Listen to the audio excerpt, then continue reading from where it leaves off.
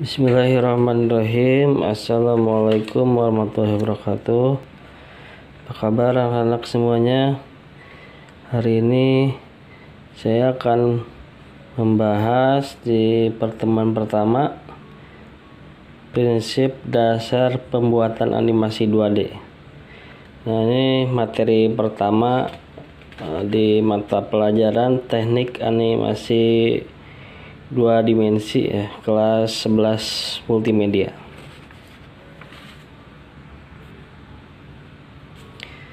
Nah, pada dasarnya membuat sebuah animasi yang menarik secara visual membutuhkan sebuah teori yang dikenal dengan nama prinsip animasi.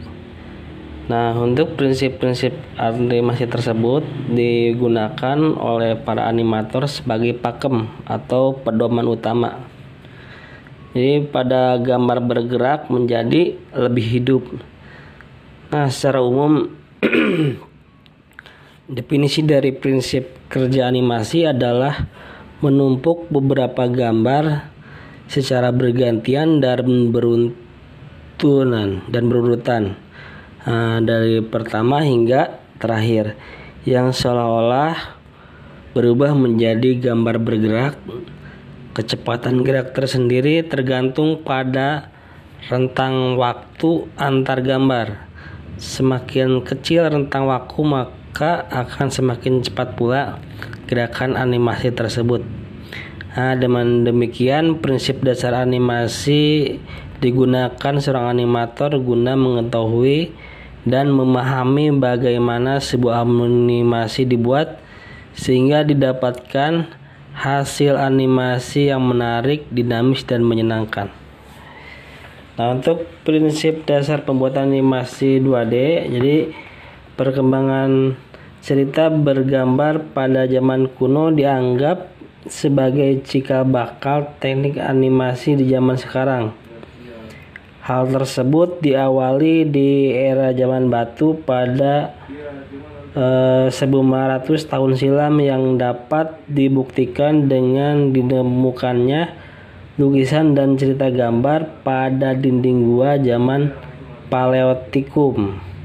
Nah, hingga pada akhir kegemaran menggambar tersebut diikuti oleh bangsa Yunani dan Romawi. Pada selanjutnya, nama-nama terkenal seperti Paul Roget, Joseph Plateau, dan Pierre de Pines dianggap sebagai pencetus persistent of vision. Nah, mereka bertiga membuktikan sebuah realita bahwa mata manusia cenderung menangkap ukuran gambar-gambar yang rentang waktu tertentu menjadi sebuah pola menggunakan peralatan optik khusus. Nah, untuk definisi dari animasi 2D, dan menurut Kamus Besar Bahasa Indonesia atau KBBI, animasi adalah acara televisi yang berbentuk rangkaian lukisan atau yang digerakkan secara mekanik, elektronik sehingga tampak di layar menjadi bergerak.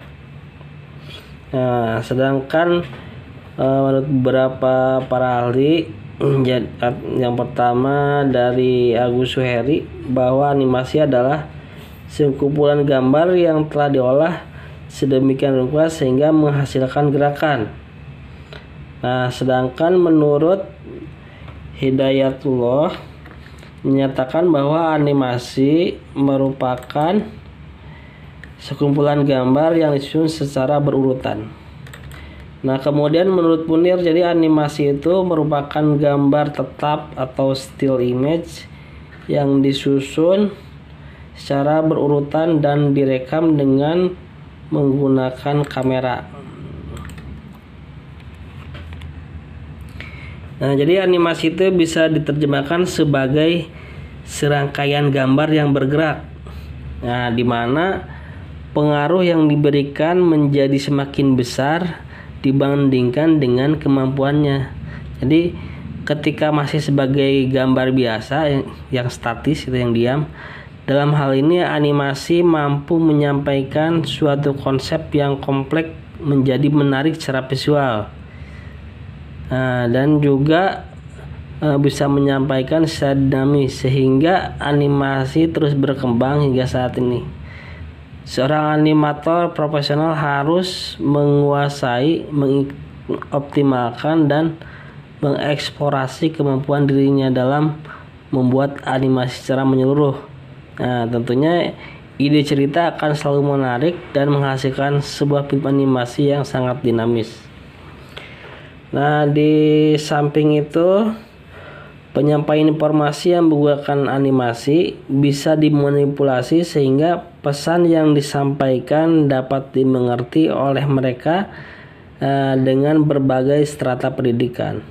Pada dasarnya animasi 2D ini terdiri dari vektor dan bitmap dengan berbagai metode yang dapat digunakan menginterpretasikan input, menghitung dan menampilkan pada output grafis. Dalam animasi tersebut dibuat menggunakan sketsa gambar yang digerakkan satu persatu sehingga tampak nyata dan bergerak yang bisa dilihat dari depan saja. Kemudian ada gambar vektor. Pada dasarnya vektor tidak tergantung pada resolusi, sehingga dapat memperbesar atau memperkecil ukuran gambar tanpa harus kehilangan detailnya. Untuk penyebab utamanya adalah gambar vektor dibuat dari unsur garis dan kurva sehingga membentuk suatu objek atau gambar. Di samping itu, grafis vektor sendiri tidak tergantung kapasitas piksel untuk penyusunan dan kondisi monitor karena tersusun dari garis dan kurva. Maka pada saat melakukan pembesaran atau zooming, posisi tampilan akan tetap terlihat dengan jelas kalau menggunakan vektor.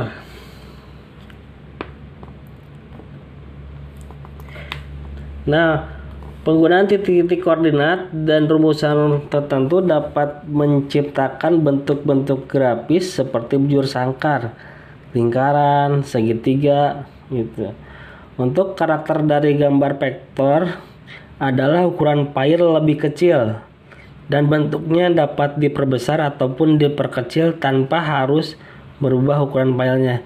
Dengan kata lain, pemakaian grafis vektor akan lebih hemat dari segi volume file. Tetapi jika dilihat dari pemakaian prosesor akan memakan banyak memori. Ada beberapa aplikasi vektor untuk 3 dimensi, misalnya 3D Home, 3D Home Architect, AutoCAD, Maya 3D, Strata 3D, CX, Swift 3D, dan Google 3D. Kemudian selanjutnya gambar bitmap. Gambar bitmap bisa diterjemahkan sebagai objek grafis yang tersusun atas piksel, di mana setiap piksel atau disebut bit dalam objek yang memuat informasi berupa warna yang akan ditampilkan. Berbanding terbalik dengan gambar vektor, gambar bitmap memiliki resolusi yang tetap dan tidak bisa diperbesar. Tidak dapat diperbesar tanpa kehilangan ketajaman resolusinya.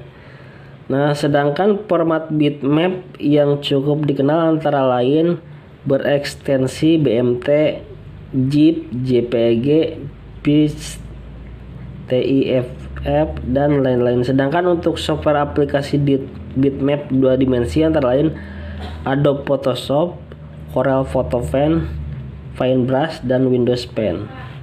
Gambar jenis ini memiliki beberapa kelemahan, diantaranya objek gambar akan bermasalah jika diubah ukurannya, dan jika dicetak pada resolusi rendah akan menghasilkan efek pecah atau berkurang. Jadi detailnya akan berkurang. Di samping memiliki kelemahan, gambar bitmap juga memiliki kelebihan, diantaranya warna yang ditampilkan oleh setiap titik dapat mencapai lebih dari 16 juta warna, di mana pembagian gambar menjadi kotak-kotak kecil hingga dapat diatur sehingga dikenal dengan istilah high resolution.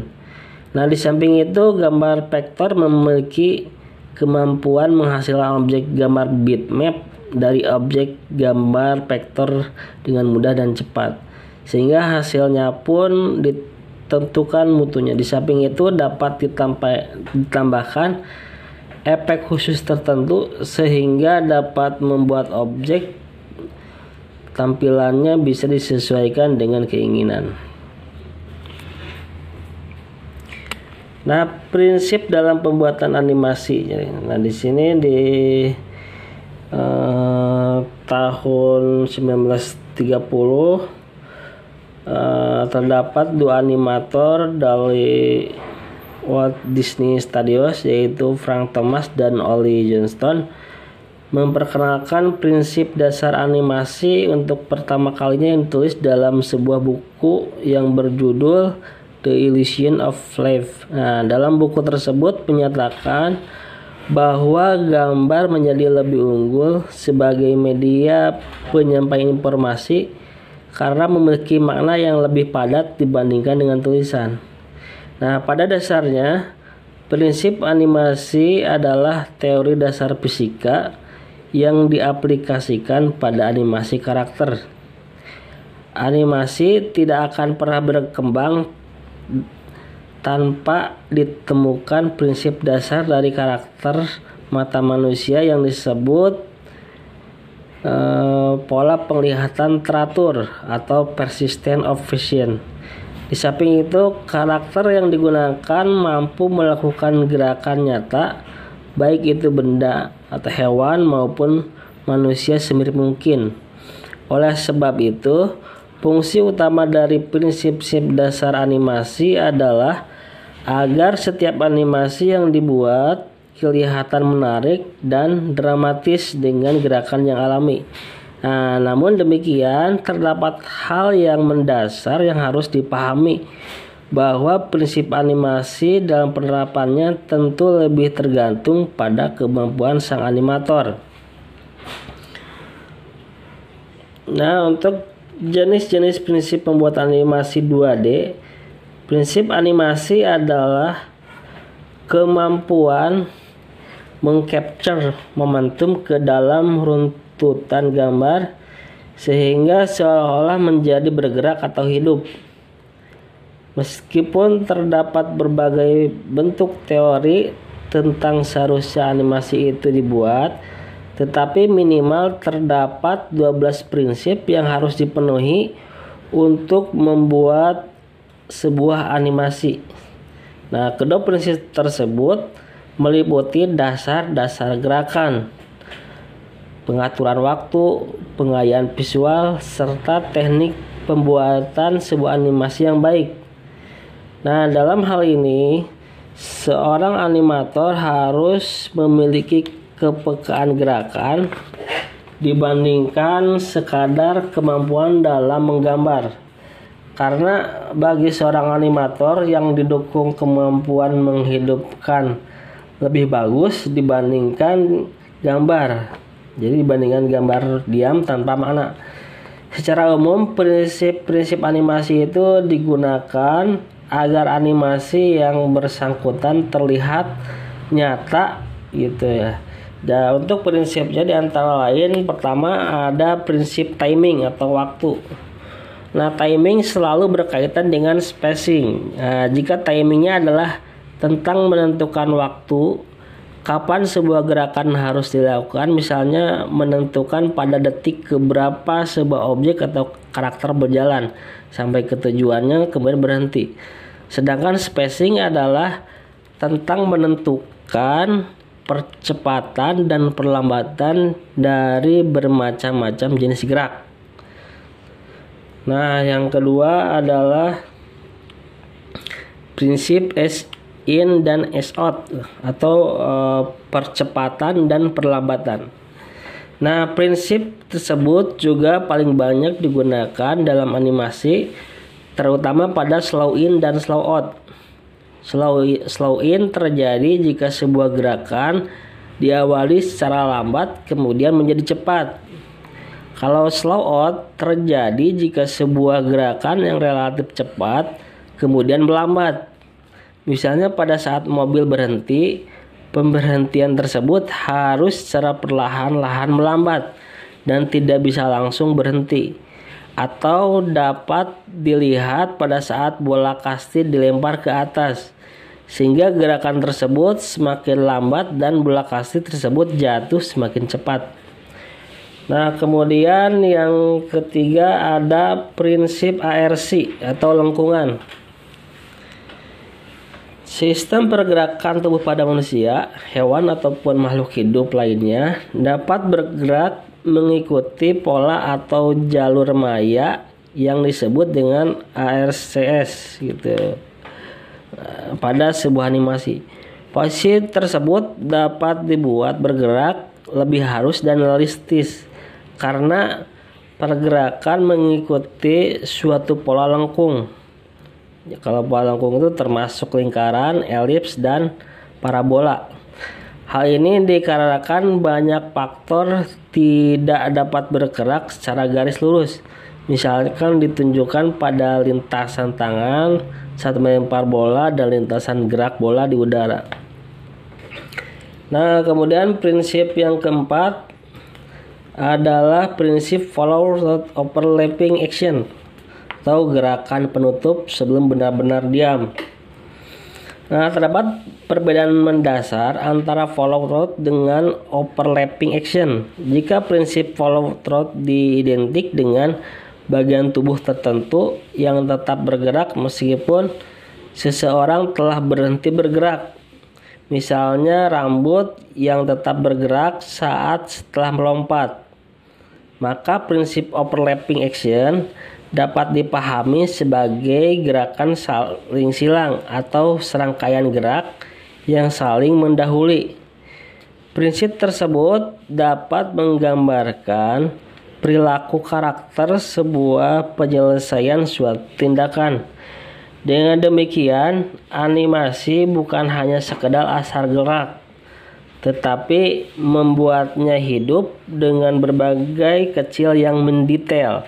Misalnya, kucing yang sedang makan di mana saat setelah makan,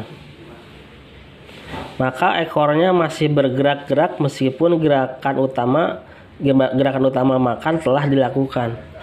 Nah, kemudian yang kelima ada prinsip second action atau gerakan pelengkap. Nah, second action bukan bertujuan menjadi pusat perhatian sehingga mampu mengalihkan perhatian dari gerakan utama. Kemunculan lebih berfungsi memberikan empasis untuk memperkuat gerakan utama.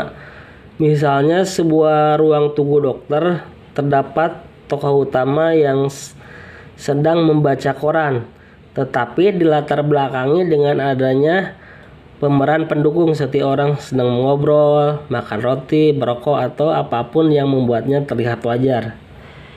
Nah, kemudian yang keenam ada prinsip squash and strike, jadi kelenturan suatu objek. Prinsip squash atau strike identik dengan upaya penambahan efek lentur atau plastik. Nah, pada objek yang seolah-olah memuai atau menyusut sehingga memberikan efek gerak yang lebih hidup. Penerapan squash and strike pada figur atau benda hidup seperti manusia atau hewan akan memberikan enhancement sehingga efek dinamis terdapat gerakan tertentu. Misalnya ketika orang melompat dan jatuh, maka posisi kakinya agak sedikit lentur. Hal tersebut memberikan efek pergerakan yang lebih dinamis dan hidup, sedangkan penerapan squash atau strike pada benda mati akan membuat benda-benda tersebut atau berlaku seperti benda hidup.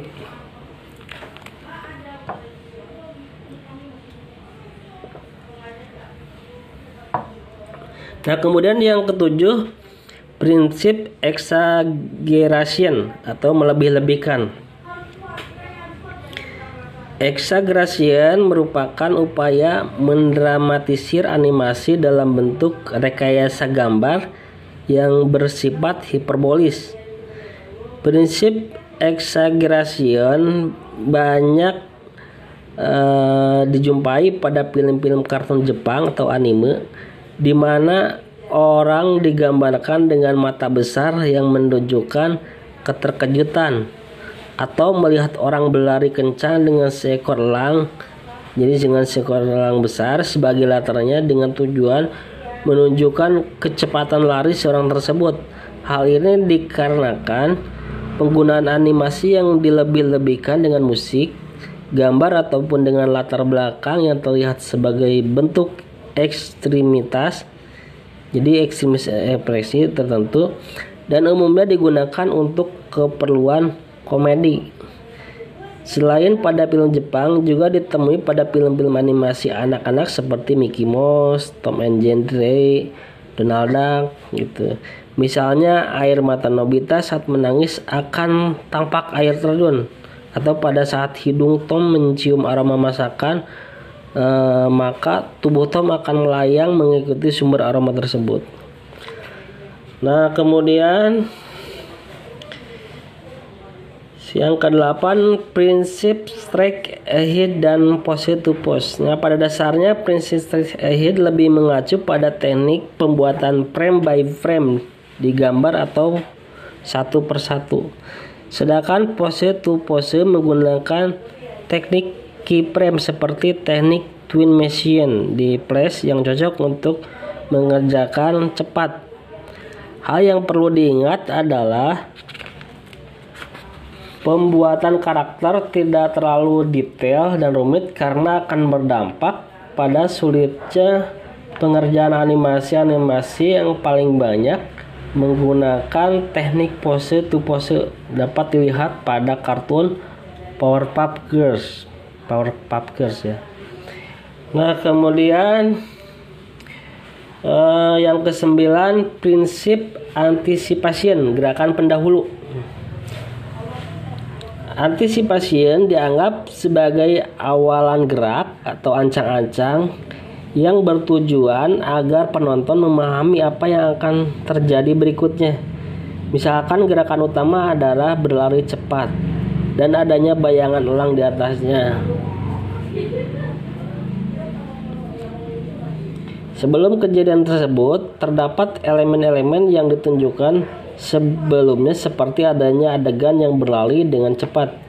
Kemudian muncul siluet elang di belakangnya dengan beberapa orang berjalan dengan mata terbelalak besar.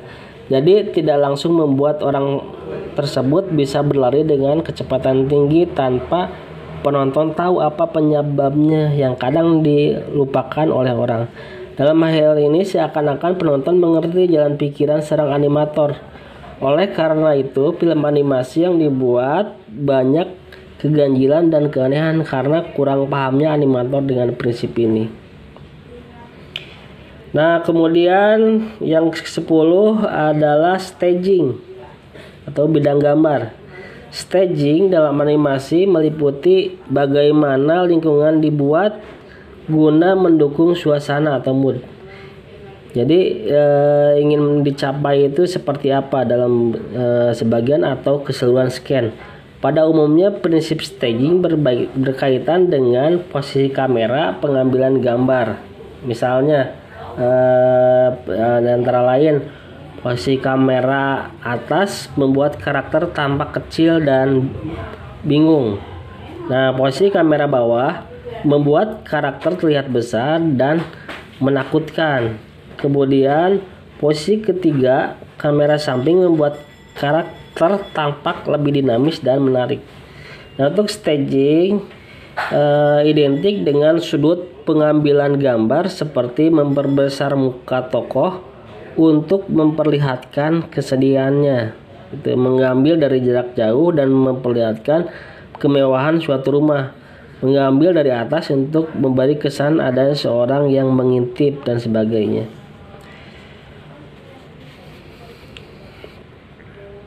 Nah, kemudian yang ke-11, prinsip personality atau penjiwaan karakter. Penjiwaan karakter akan membuat penonton mengenali karakter yang dibuat sedetail mungkin terhadap kepribadian seorang tokoh yang memiliki kesamaan terhadap tanggal lahir, hobi, sifat baik dan jahat yang menyertainya. Misalnya film tentang perkumpulan memancing, maka yang dibahas adalah film tersebut berhubungan dengan kegiatan memancing. Nah, kemudian yang terakhir, yang ke-12 adalah prinsip apel, dengan daya tarik karakter. Daya tarik karakter harus bisa mempengaruhi emosi penonton. Misalnya tampang yang tak berdosa sehingga membuat penonton merasa kasihan, atau tampak bodoh sehingga penonton tertawa. Dalam hal ini, seorang animator bisa dengan mudah mengidentifikasi gaya animasi buatan Jepang dengan memelihara sekilas, maupun bisa melihat style animasi buatan Disney atau DreamWorks cukup dengan melihatnya beberapa saat. Hal tersebut karena memiliki gaya tersendiri dalam pembuatan karakter animasi. Nah, untuk pertemuan hari ini ya sampai di sini terlebih dahulu. Itu nanti pertemuan berikutnya dilanjutkan ke pembuatan objek pada aplikasi animasi 2 dimensi. Sampai di sini mudah-mudahan bisa dipahami. Sekian, wassalamualaikum.